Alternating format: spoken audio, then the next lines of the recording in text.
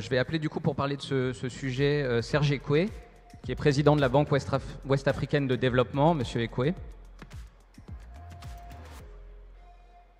Madame Anne-Laure Kéchel, qui est fondatrice et présidente directrice générale de Global Sovereign Advisory. Monsieur Laurent Goutard, qui est responsable Afrique, Méditerranée et Outre-mer à la Société Générale. Monsieur Thierry-Marie Rajaona, président du groupement des entreprises de Madagascar, donc le patron des patrons de Madagascar. Et enfin, Cheikh El Kébir Moulay Taher, qui est gouverneur de la Banque centrale de Mauritanie. Merci à vous. Je vous laisse le temps de prendre place.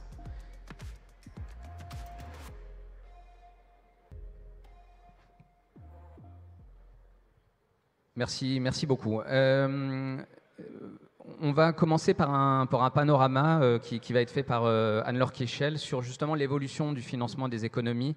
Là, on a parlé de manière très micro du financement des entreprises juste avant, mais si on prend un point de vue un tout petit peu macro, qu'est-ce qu'on peut dire, Madame Kéchel, du financement des économies francophones depuis quelques années et de savoir si le Covid finalement aggrave ou pas la situation du financement?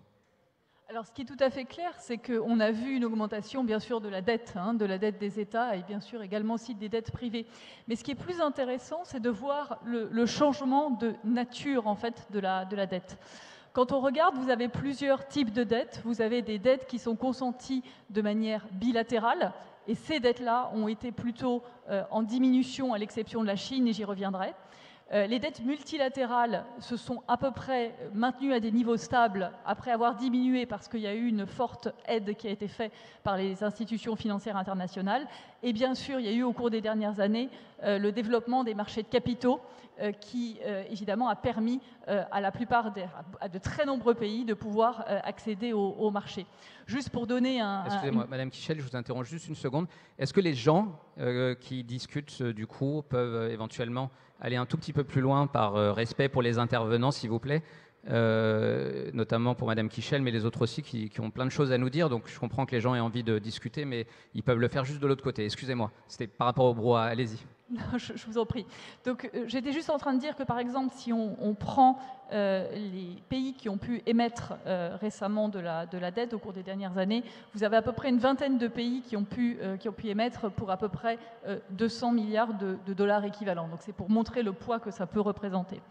Alors évidemment, ce qui est très important de regarder, c'est l'arrivée de nouveaux créanciers bilatéraux. Alors, un peu moins nouveaux maintenant parce qu'on en a beaucoup parlé, en particulier on a beaucoup parlé de la Chine, qui représente une part importante du financement, par exemple, des économies africaines. Et on estime que l'intégralité des prêts consentis par la Chine dans le monde, c'est une étude très intéressante qui avait été faite, représente à peu près 400 milliards. Donc c'est pour aussi mettre ça en comparaison par rapport aux 200 milliards. Ces derniers mois et même la dernière année, on a vu la Chine être moins présente, se retirer de certains projets, en particulier en Afrique, en particulier en infrastructure. Et donc c'est une tendance évidemment qui est à vérifier, même si la tendance de fond reste. Et bien sûr, d'autres créanciers bilatéraux, la Turquie, qui là on n'en parle pas souvent, mais c'est un créancier bilatéral important, et des pays du Golfe, Arabie Saoudite en tête. Donc ça, c'est une tendance forte, mais bon, qu'est-ce qu'il faut en retenir de tout ça? La première chose à retenir, c'est la profondeur réelle des marchés de capitaux, et cette profondeur vraiment très forte qui est plus importante que ce que les institutions multinationales peuvent offrir.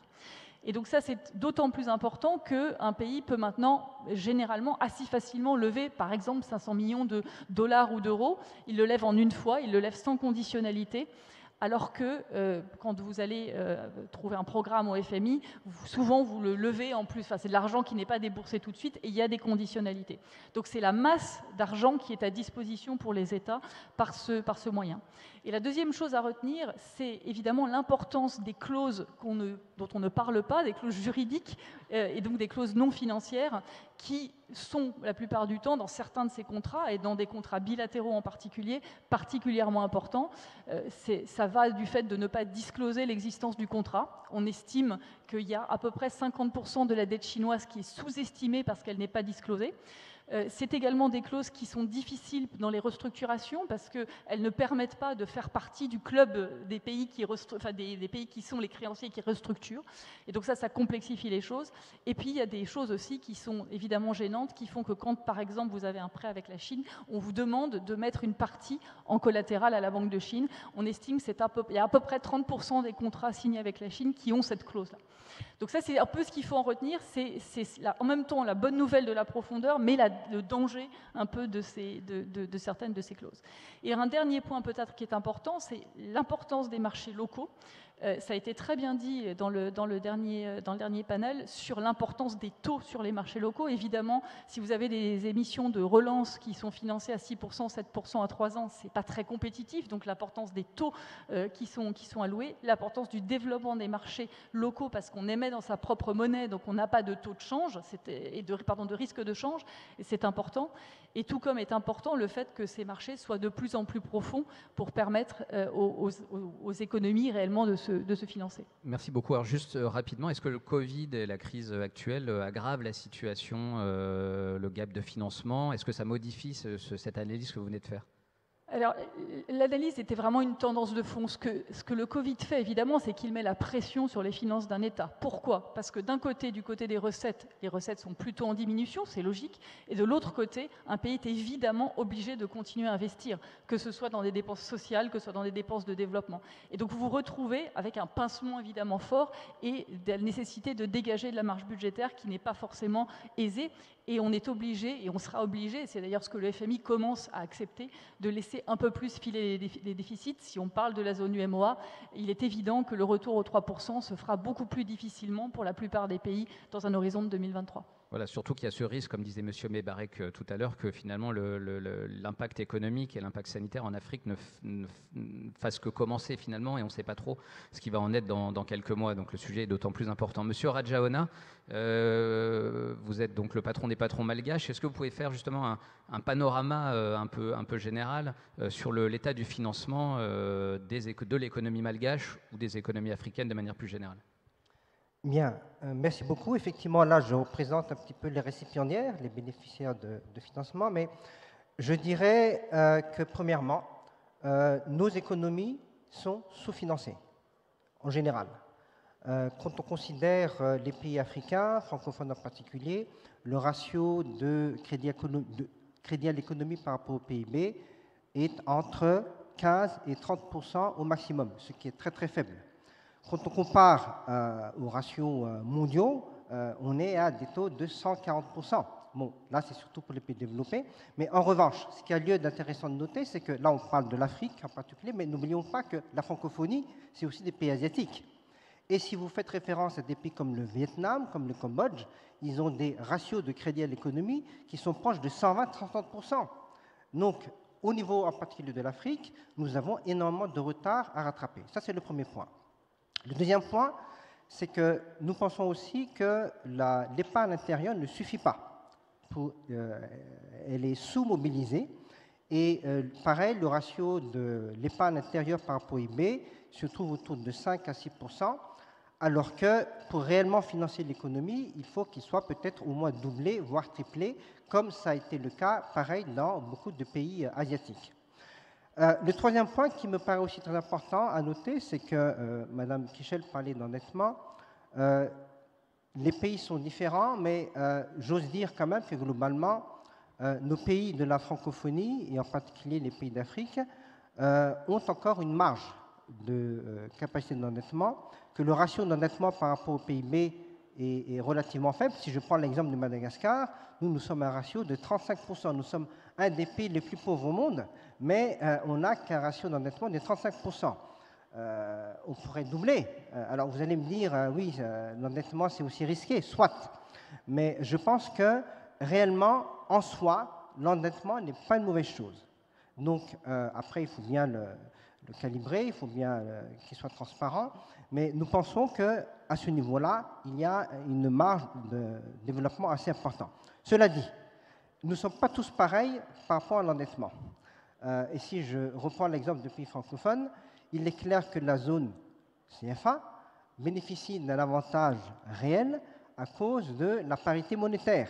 hein, parce qu'il n'y a donc pas de risque de change, alors que pour un pays comme Madagascar, pour le risque de change qui est très élevé, on a beaucoup plus de difficultés pour aller sur le marché financier. La deuxième chose, c'est que c'est aussi une triste réalité, c'est que on ne prête qu'aux riches. Donc les pays à revenus plus élevés ont plus de facilité à emprunter à l'extérieur que les pays pauvres, alors que c'est surtout les pays pauvres qui en ont besoin. Donc là aussi, il y a peut-être quelque chose à réfléchir sur comment contribuer à un endettement aussi significatif qui est très utile pour les pays pauvres et en particulier les pays qui ne sont pas dans une zone monétaire particulière. Merci beaucoup, monsieur Rajaona. Vous avez parlé dans vos différents points de l'importance de l'épargne locale, puisqu'on sait qu'un grand nombre d'économies d'Afrique francophone, notamment, ou d'Afrique en général, sont des économies de cash et qu'il y a de l'argent, mais qui n'est pas forcément dans le système financier. Donc là, je vais interroger le gouverneur de la Banque centrale justement sur ce sujet de l'épargne locale. Il paraît assez évident comme ça que finalement, si les gens étaient davantage bancarisés, si l'inclusion financière était plus grande, s'il y avait des fonds de pension et des fonds de retraite plus importants en Afrique, la question du financement serait en partie solutionnée. Qu'est-ce que vous, en tant que gouverneur, vous faites, puisque c'est quand même largement un sujet pour les autorités de régulation, pour permettre à la fois l'inclusion financière et le développement des fonds de pension? Merci beaucoup, M. Morwa. Bonjour à vous tous. Je tiens tout d'abord, avant de répondre à votre question, à remercier et féliciter donc le MEDEF pour l'organisation de ces journées tout à fait opportunes et intéressantes. Effectivement, pour encourager l'épargne et encourager à ce que le cash aille dans les banques, il faut une stratégie cashless. Je pense que l'ensemble des banques centrales, en tout cas en Afrique, ont adopté des stratégies de cashless très importantes. Mais néanmoins, le cash reste très important parce que la fiduciaire représente en général entre 20 et 30% dans nos économies, ce qui est beaucoup.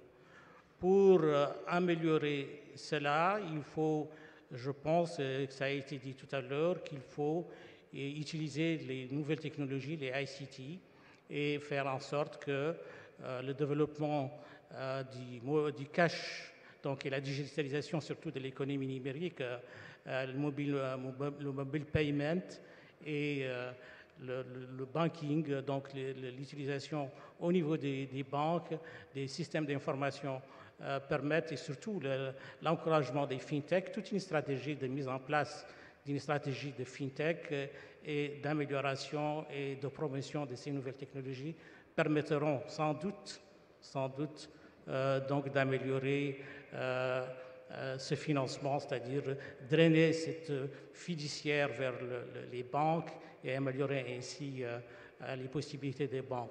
Mais un environnement aussi juridique et approprié. Donc beaucoup d'Africains, en tout cas en Mauritanie, nous avons il n'y a pas si longtemps mis en place un cadre juridique cohérent pour l'ensemble, donc la gestion des systèmes et moyens de paiement, mais c'est surtout les fintech qui c'est très, très important.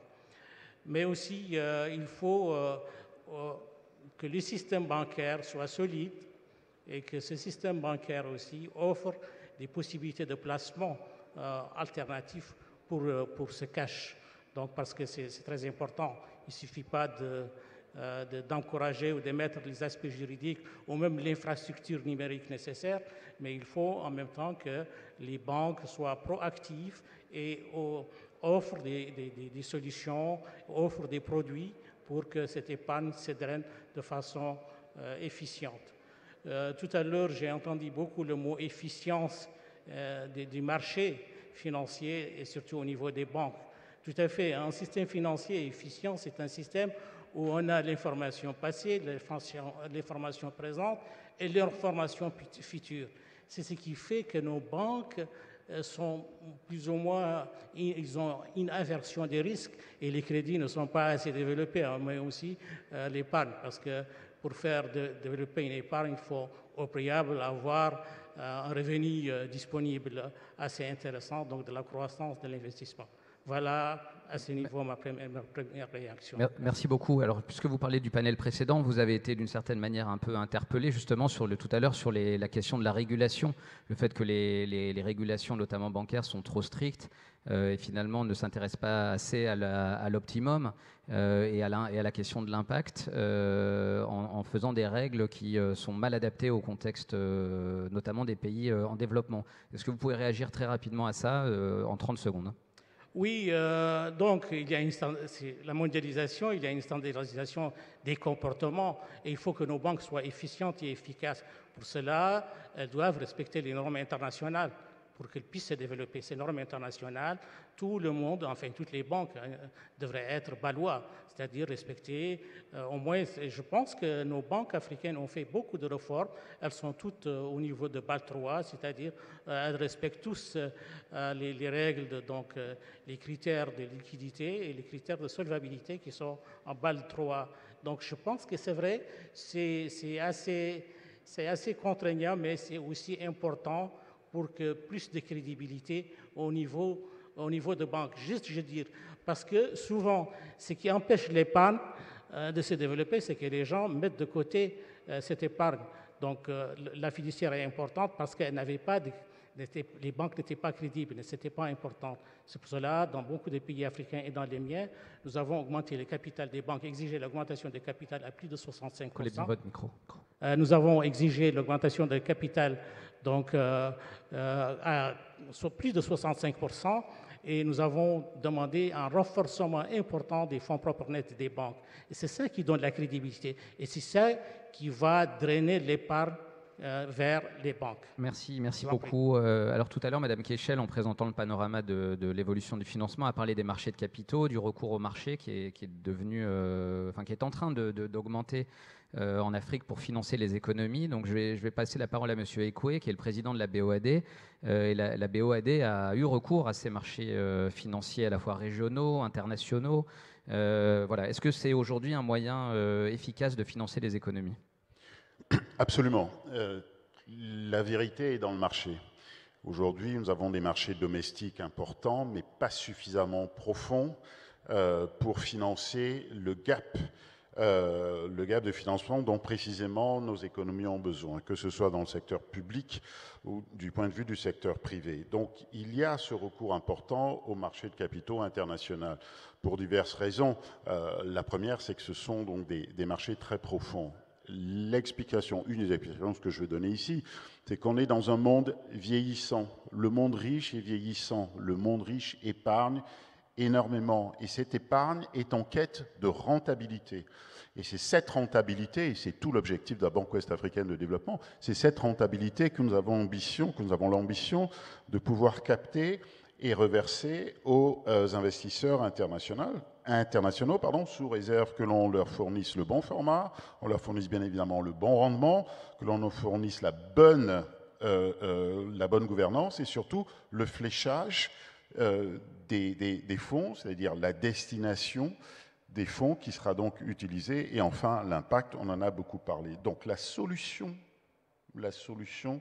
est dans ce rapport, dans cette interconnexion entre des émetteurs de dettes que nous sommes, et la BOAD est singulièrement bien placée par son rating, par la nature de ses actionnaires, pour être ce contact donc des émetteurs, mais également des investisseurs. On connaît le marché, on sait quelles sont les attentes de ce marché.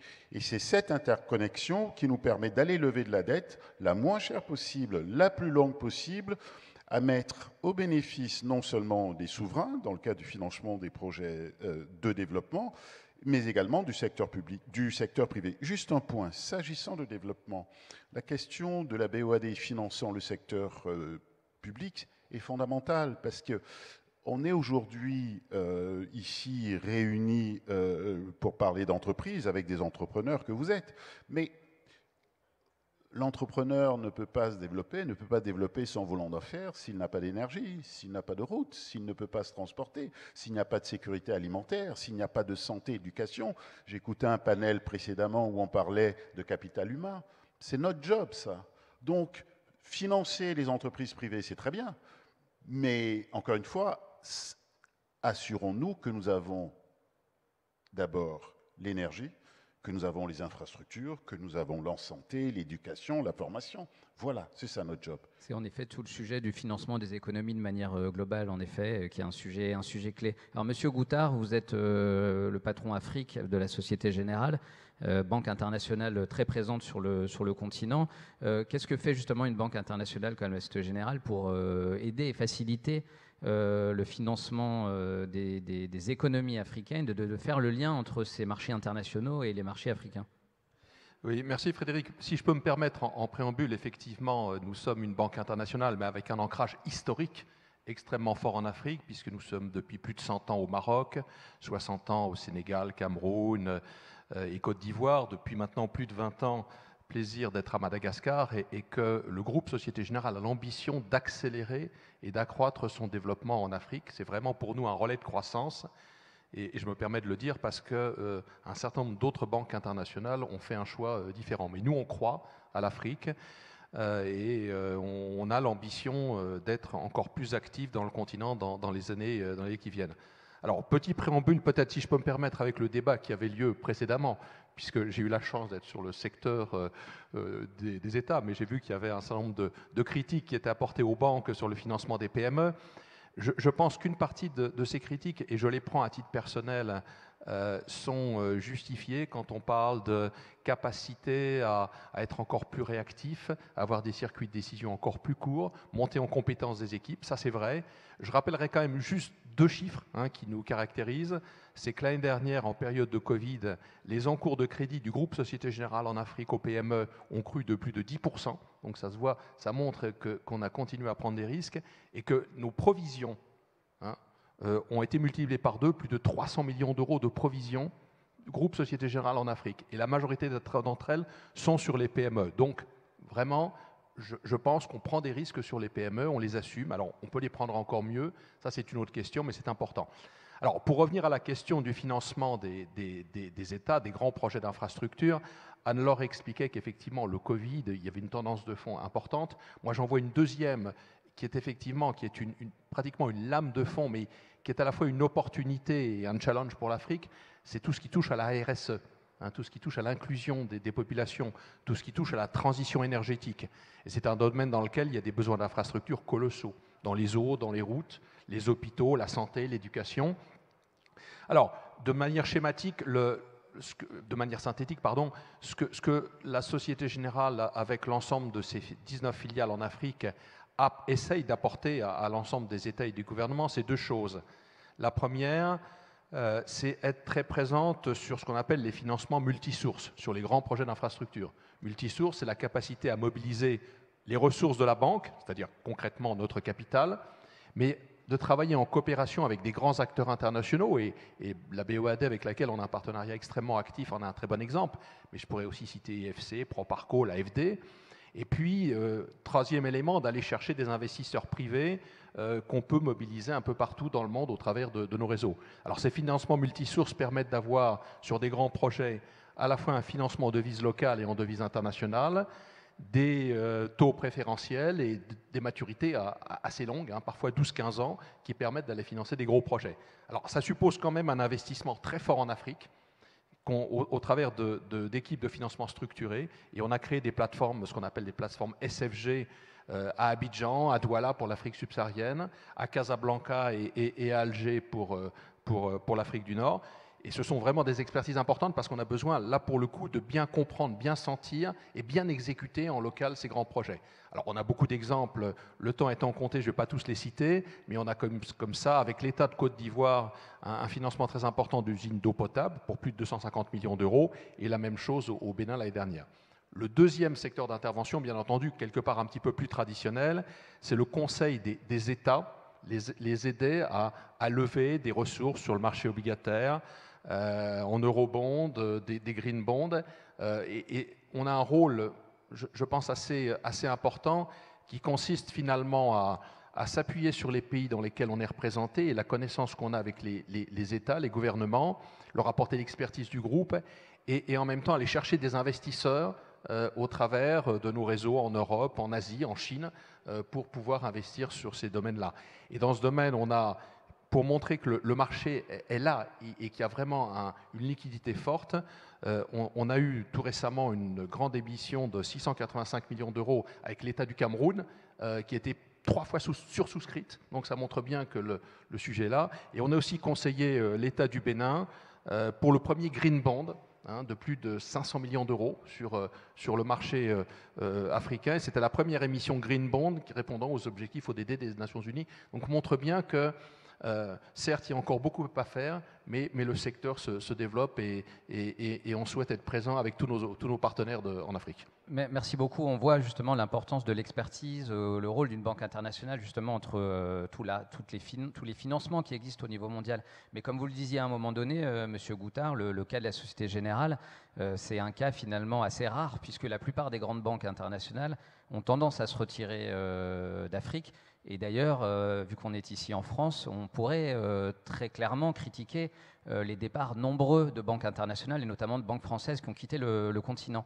Et je voulais demander au gouverneur de la Banque centrale, comment vous réagissez dans un pays comme la Mauritanie, qui n'est pas une très grosse économie, sur lequel il y a une monnaie qui n'est pas une monnaie commune, à ce retrait des banques internationales du continent et quelles difficultés ça pose en termes de financement? Merci beaucoup pour la question très pertinente. Je tiens vraiment à féliciter et remercier la Société Générale qui est restée, qui a maintenu ces liens. Et dans le cadre donc, du changement de paradigme maintenant, au niveau après la post-Covid, où il faut des positionnements stratégiques très importants, je pense que le rôle des banques françaises, notamment en termes de vision et en termes de partage du même système de valeurs, comme nous sommes tous francophones, c'est très important, mais aussi on gagne énormément parce qu'il y a de l'avenir en Afrique. Effectivement, pour la Mauritanie, et je pense pour beaucoup de pays, c'est de-risking, il faut le voir à 3 niveaux. Bon, ça n'a pas posé beaucoup de problèmes. On a 2 banques internationales, 2 grandes banques avec lesquelles on travaille, enfin 2 banques qui se sont retirées pour des raisons pour des raisons d'incidents de paiement, mais pour certainement des raisons de stratégie internationale de ces groupes. Et ça n'a pas beaucoup affecté, mais ça a affecté effectivement, d'après la littérature que j'ai, certains articles du Fonds monétaire, donc au niveau des pays arabes et certains pays africains.